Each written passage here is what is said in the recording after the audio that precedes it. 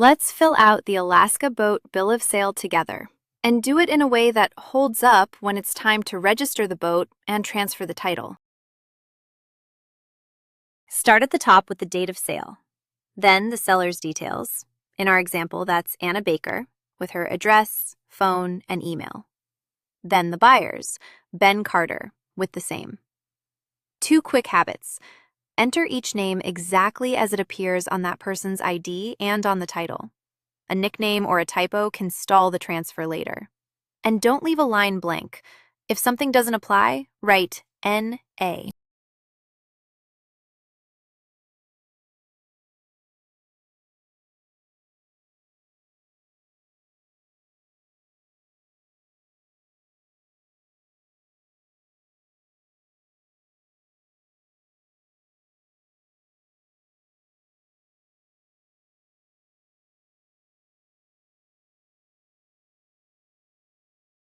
Next, describe the boat, the make, the year, and the color.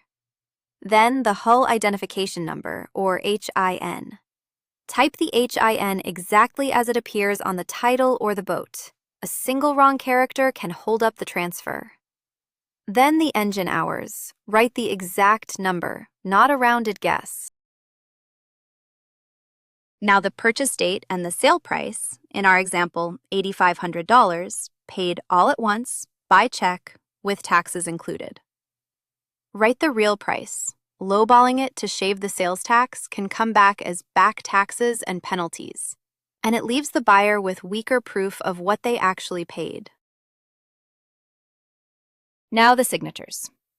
The seller and the buyer each print their name, sign, and date.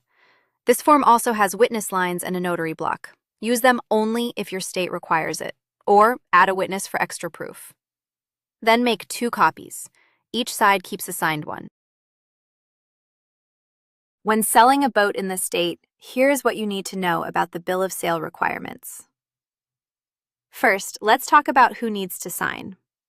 The owner or an authorized agent or representative must sign the bill of sale.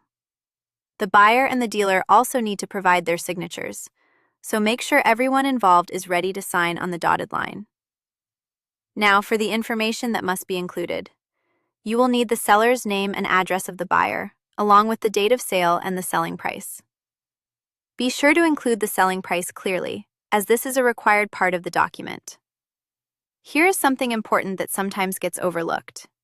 You must include the hull identification number. Think of this like the odometer reading for your boat. Remember, this is general information, not legal or tax advice.